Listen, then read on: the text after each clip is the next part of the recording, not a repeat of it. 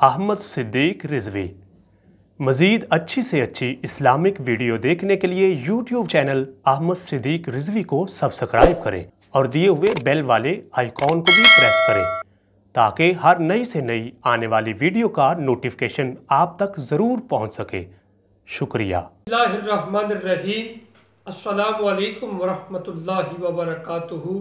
मुअज़्ज़ज़ नाज़रीन, खाक पाए दर मुर्शद हज़ूर ताजुश शरिया मोहम्मद अहमद सिद्दीक रिजवी चिश्ती हाज़िर खिदमत हूँ।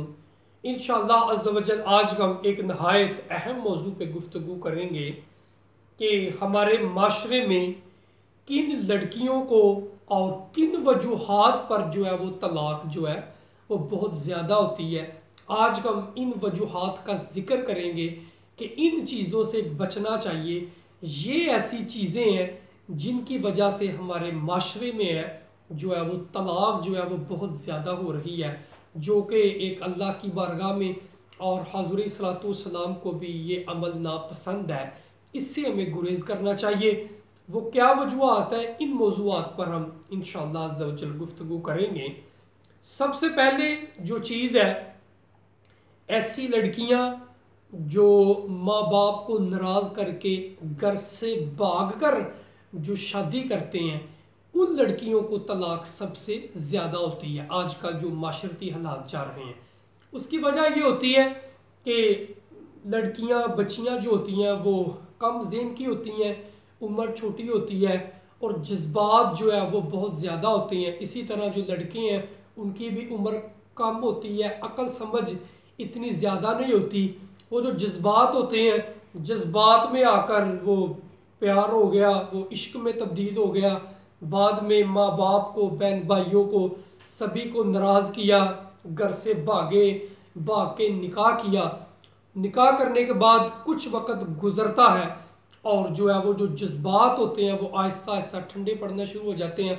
आपस में एक दूसरे से नफरत होना शुरू हो जाती है, जिस वजह से फिर यह भी वक्त आ जाता है कि जो इश्क में भागकर जिन्होंने शादी की है वो एक दूसरे को देखना गवारा नहीं करते, देखना मुनासिब नहीं करते, एक दूसरे से नफरत होनी शुरू हो जाती है।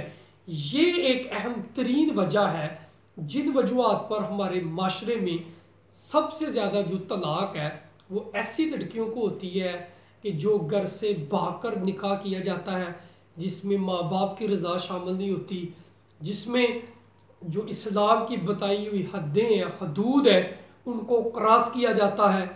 जज्बात जो होते हैं वो थोड़ी देर बाद ठंडे हो जाते हैं, जिस वजह से नफ़रत का मामला शुरू हुआ और फिर बाद नफ़रत बढ़ती बढ़ती यहाँ तक के बात तलाक तक आ पहुँचती है। इसलिए हमें कोई भी काम जो है, ख़ास तौर पर निकाह का जो मामला होता है, वो जज्बात में आकर नहीं करना चाहिए। सोच कर समझ कर ये ज़िंदगी का अहम तरीन फैसला करना चाहिए। ये जो सबसे पहली वजह मैंने जिक्र की है कि ऐसी लड़कियां जो माँ बाप को नाराज़ करके घर से भाग कर जो है वो निकाह करती हैं और बाद में तलाक जो है वो बहुत जल्द हो जाती है, इस मामले से हमें बचना चाहिए। इस मौजू पर एक और बहुत अहम तरीन पॉइंट की बात मैं करने लगा हूँ, जो अक्सर मैं ये बात दोस्त अहबाब में भी करता रहता हूँ कि एक ऐसी लड़की जिसको उसके माँ बाप ने पाला, बड़ा किया, सब कुछ किया, मेहनत की माँ बाप ने, जब उसने निकाह करते वक्त माँ बाप को नाराज कर दिया, घर से भागकर आ गई, जिसने अपने वालिदैन से वफा नहीं की, जिन्होंने उनको पैदा किया, उनको पाला, बड़ा किया, अखराजात किए, जिसने अपने माँ बाप से, वालिदैन ने वफा नहीं की, वो आगे जिसके साथ शादी करी है उसके साथ वो क्या वफा कर सकती है।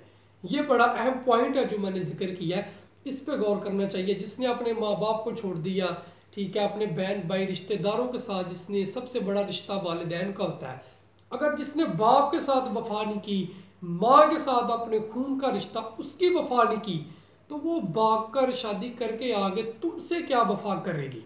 इसलिए ये जज्बात के जो फैसले हैं इससे गुरेज करना चाहिए।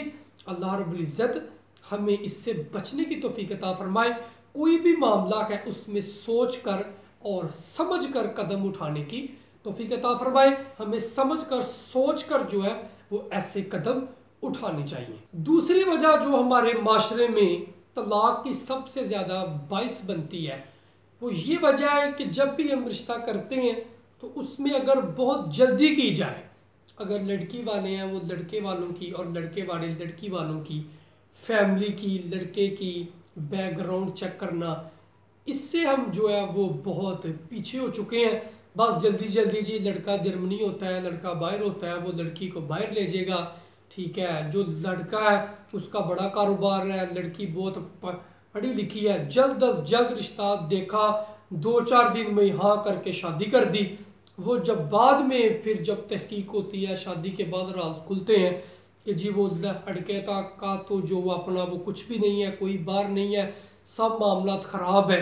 ये भी एक बहुत बड़ी वजह है कि जो बहुत जल्दबाजी करते हैं, बस जो चीज़ देखी वो हर चमकने वाली चीज़ को सोना समझ लिया, जल्दी से देखा ये लड़की को बाहर ले जाएगा, ऐसे हो जाएगा, ये लाखों के कारोबार हैं, वो इसी की दुकानें दिखा दी, किसी का मकान दिखा दिया, ये हमारे मकान है। बगैर तहकीक किए, सोचे समझे, जल्दबाजी के साथ जो रिश्ते किए जाते हैं उनमें भी तलाक जो है वो हमारे माशरे में बहुत ज़्यादा हो रही है। हमें ये अमल करते वक्त, कोई भी अज़दवाजी तल्लक रिश्ता करते वक्त अच्छी तरह जांच पड़ताल करनी चाहिए, जिसका हज़रत इस्लाम ने भी हुक्म फरमाया है। इसके अलावा जो अगली वजह बनती है रिश्तों में बहुत ज़्यादा बिगाड़ की, इख्तलाफात की, इसके अलावा जो अगली वजह बनती है आपस में जो तलाक तक मामला पहुंचता है, उसकी ये वजह बनती है कि एक दूसरे की बात को बर्दाश्त नहीं किया जाता। अगर कोई खामद ने बात कर दी तो ये नहीं बीवी ने कहना है कि चलिए मैं बर्दाश्त कर लूँ, कोई नहीं बात मेरा खामद है।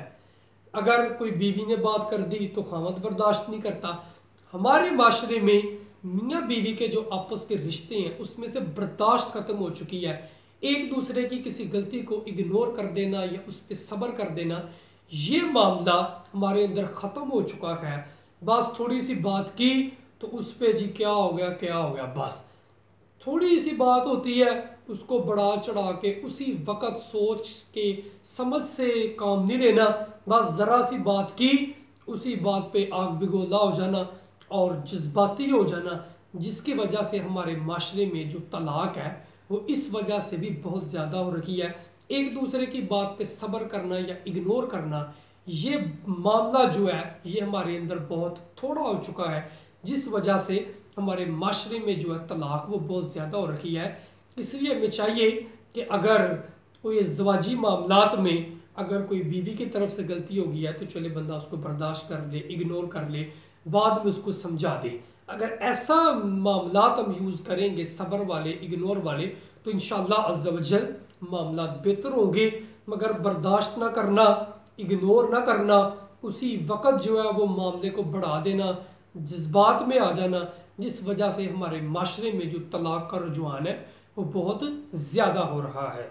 और इसके साथ एक और जो वजह जो आजकल बड़ी वजूहात में शामिल है, जिन वजह से घर में लड़ाई और बात तलाक तक पहुंचती है, वो ये है कि पहले ये रवाज होता था कि जब भी लड़का लड़की आपस में शादी होती है तो जो वालिदैन होते थे वो बेटी को समझाया करते थे कि बेटी अब आपने अगले घर चले जाना है, अपने खावंद की ताबेदार रहना है, अपने ससुराल वालों से मोहब्बत और प्यार का रिश्ता कायम रखना है, अदब व एहतराम का रिश्ता कायम रखना है। पहले ये दर्स दिया जाता था, बेटे को दर्स दिया जाता था कि बेटा ये तुम्हारी बीवी है, इसके साथ ज़िंदगी गुजारनी है, सब्र का तहम्मुल का मामला जो है वो तुम्हारे ससुराल है।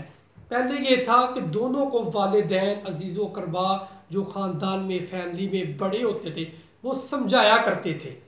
अब वो समझाने वाला मामला जो है वो बिल्कुल ख़त्म हो चुका है। ऐसी तरबियत जब से देनी हमने छोड़ दी है, जिसकी वजह से थोड़ी सी बात होती है, लड़ाई झगड़ा होता है, जिस वजह से बात जो है वो तलाक तक पहुंच जाती है।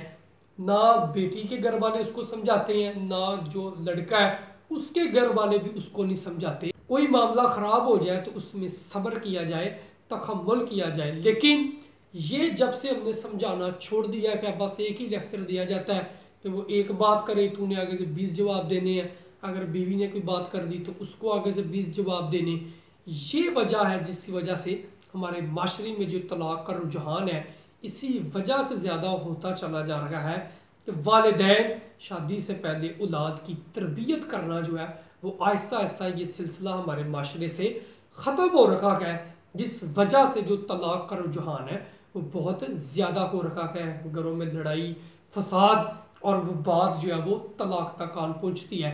इसलिए जब भी बेटी बेटे की शादी करें तो उसको पहले समझाना चाहिए कि फैमिली के मामलात, घरेलू मामलात जो है उसकी तरबियत देनी चाहिए, सब्र और तहम्मुल का जो है वो दर्स देना चाहिए।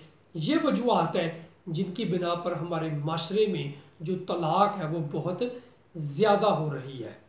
ये चंद वजूहत मैंने जो जिक्र की हैं, घर से भाग जाना, माँ बाप का तरबियत ना देना, एक दूसरे की बात को जो है वो बर्दाश्त ना करना, बाहर का लालच देख के जल्दी जल्दी शादी कर देना, ये चंद वजूहत मैंने तफसील के साथ जिक्र की हैं। अल्लाह रब्बुल इज़्ज़त हमें इन मामलात को गौर व फिक्र के साथ देखने, समझने और इन मामलात में सब्र का मुजाहरा करने की तौफीक अता फरमाए। अल्लाह रब्बुल इज़्ज़त हमें ये मामलात समझ कर इनको तहम्मुल के साथ सॉल्व करने की, हल करने की तौफीक अता फरमाए। अल्लाह ताला हम सब को दीन दुनिया की इज़्ज़तें बरकतें अता फरमाए। अल्लाह ताला तमाम बहनों बेटियों को अपने घर में खुशियाँ नसीब फरमाए। अस्सलामु अलैकुम वरहमतुल्लाहि वबरकातुहू।